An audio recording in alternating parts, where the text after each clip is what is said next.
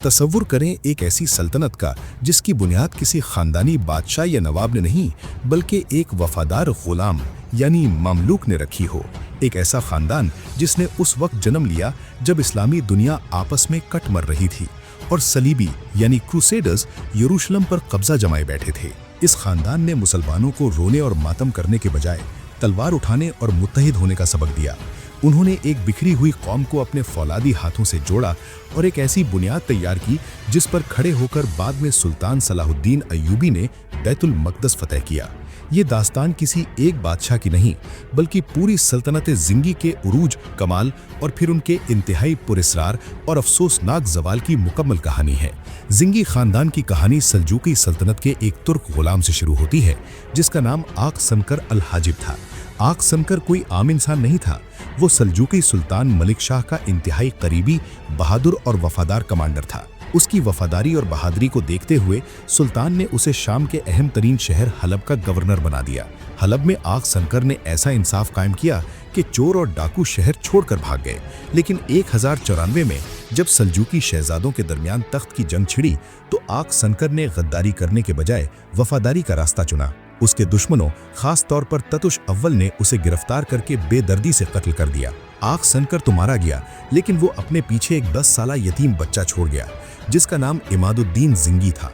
इस यतीम बच्चे ने अपने बाप का खून का ऐसा बदला लिया कि पूरी दुनिया कांप उठी। इमादुद्दीन ज़िंगी की परवरिश सल्जूकी फौज के खैमों में हुई। 1127 में उसकी बहादुरी को देखते हुए उसे मौसल का गवर्नर यानी अताबक बना दिया गया। यहीं से ज़िंगी सल्तनत का बाकायदा आगाज हुआ। इमादुद्दीन ज़िंगी ने देखा कि सलीबियों को हराने के लिए मुसलमानों का एक होना ज़रूरी है। उसने अपनी बेपनाह ताकत और सख्त कीरी से मौसल और हलब को मिलाकर एक मजबूत रियासत कायम की। 1144 ईस्वी में इमादुद्दीन ज़िंगी ने तारीख का धारा बदल दिया। उसने सलीबियों की सबसे मजबूत और पहली रियासत एडेसा यानी राह को मुहासरा करके फतह कर लिया। ये मुसलमानों की सलीबियों के खिलाफ पहली बहुत बड़ी कामयाबी थी जिसने पूरे यूरोप को हिलाकर रख दिया। लेकिन 1146 ईस्वी में ये ताकतवर बानी अपने ही खैमे में एक गुलाम के हाथों शहीद हो गया। ज़िंगी सल्तनत की बुनियादें हिल गईं लेकिन अभी इसका सुनहरा दौर आना बाकी था। इमादुद्दीन की मौत के बाद सल्तनत 2 हिस्सों में बंट गई। बड़े बेटे सैफुद्दीन गाजी को मौसल मिला और छोटे बेटे नूरुद्दीन ज़िंगी को हलब का तख्त मिला। अगर इमादुद्दीन ज़िंगी इस सल्तनत की तलवार थे तो नूरुद्दीन ज़िंगी इस सल्तनत की रूह थे। नूरुद्दीन ने दमिश्क को फतह करके पूरे शाम यानी सीरिया को एक इस्लामी परचम के तले मुत्तहिद कर दिया। उन्होंने मिस्र में फातिमी खिलाफत के ज़वाल के वक्त अपने जर्नैलों शेरको और सलाहुद्दीन अय्यूबी को भेजकर मिस्र को भी ज़िंगी सल्तनत के ज़ेरे असर कर लिया। नूरुद्दीन का दौर ज़िंगी सल्तनत का उरूज था।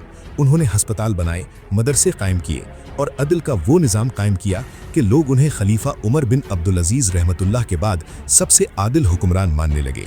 ज़िंगी सल्तनत अब मशरिक़ वुस्ता की सबसे बड़ी और ताकतवर सल्तनत बन चुकी थी जो यरूशलेम को निगलने के लिए बिल्कुल तैयार थी। तारीख़ का एक ज़ालिम उसूल है कि जब कोई सल्तनत अपने उरूज पर पहुंचती है तो उसका ज़वाल अंदरूनी साजिशों से शुरू होता है। मई 1174 ईस्वी में जब नूरुद्दीन ज़िंगी यरूशलेम पर आखिरी हमले की तैयारी कर रहे थे, उनका अचानक गले के इन्फेक्शन से इंतकाल हो गया। उनकी मौत ज़िंगी ख़ानदान के लिए एक क़यामत साबित हुई। नूरुद्दीन का इकलौता बेटा अस-सालेह इस्माइल उस वक्त सिर्फ 11 साल का बच्चा था।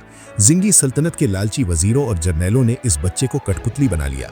हलब, दमिश्क और मौसल के ज़िंगी शहजादे आपस में लड़ने लगे। जो सल्तनत कल तक सलीबियों के लिए मौत का फरिश्ता थी वो अब तख्त की लालच में अपने ही खून की प्यासी हो गई। जब मिस्र में मौजूद सुल्तान सलाहुद्दीन अय्यूबी ने देखा कि ज़िंगी शहजादे अपनों को मार रहे हैं और सलीबी इसका फ़ायदा उठा रहे हैं तो उन्होंने शाम की तरफ मार्च किया। सलाहुद्दीन ने कहा कि वो ज़िंगी ख़ानदान के वफ़ादार हैं और अस-सालेह इस्माइल के मुहाफ़िज़ बनकर आए हैं, लेकिन दमिश्क वालों ने खुद शहर सलाहुद्दीन के हवाले कर दिया। 11 साला अस-सालेह इस्माइल हलब के किले में छुप कर बैठ गया और उसने सलाहुद्दीन के खिलाफ हश्शाशीन और यहाँ तक कि सलीबियों से भी मदद मांग ली। ये ज़िंगी ख़ानदान की तारीख़ का सबसे तारीक लम्हा था। 1181 में अस-सालेह इस्माइल सिर्फ 18 साल की उम्र में बग़ैर किसी औलाद के बीमारी से इंतकाल हो गया। उसकी मौत के साथ ही शाम से ज़िंगियों का सफाया हो गया और इक़्तिदार मुकम्मल तौर पर अय्यूबी सल्तनत यानी सलाहुद्दीन अय्यूबी के पास चला गया। शाम खोने के बाद ज़िंगी ख़ानदान की एक शाख मौसल यानी इराक़ और सिंजार में हुकूमत करती रही, लेकिन अब वो आज़ाद बादशाह नहीं थे बल्कि सलाहुद्दीन अय्यूबी के बाजगुजार यानी वैसल्स बन चुके थे।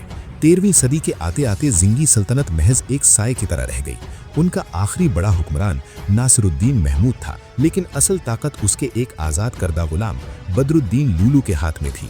बदरुद्दीन लूलू ने ज़िंगी शहजादे को रास्ते से हटा दिया और ख़ुद मौसल का हुक्मरान बन गया। ज़िंगियों की रही सही निशानियाँ उस वक्त हमेशा के लिए ज़मीन बोस हो गईं जब मशरिक़ से मंगोलों यानी हलाकू खान का तूफ़ान आया। 13वीं सदी के वस्त में मंगोलों ने मौसल और इराक़ को तबाह बर्बाद कर दिया और वो ख़ानदान जिसने कभी इस्लाम की डूबती हुई कश्ती को पार लगाया था, हमेशा के लिए तारीख़ के पन्नों में दफन हो गया। सल्तनत ज़िंगी का दौरानिया ज़्यादा तवील नहीं था, तकरीबन 100 साल, लेकिन तारीख़ इस्लाम में उनका मकाम किसी भी बड़ी सल्तनत से कम नहीं। ये ज़िंगी ही थे जिन्होंने मुसलमानों को नींद से जगाया। अगर आग सनकर का खून न बहता, इमादुद्दीन ज़िंगी एडेसा फतह न करता और नूरुद्दीन ज़िंगी दमिश्क को न जोड़ता, तो शायद सलाहुद्दीन अय्यूबी को कभी वो मुत्तहिद फ़ौज और वो जज्बा न मिलता जिससे यरूशलेम फतह हुआ। ज़िंगी ख़ानदान वो अज़ीमुश्शान पुल था जिस पर चलकर मुसलमानों ने सलीबी जंगों का पांसा पलट दिया।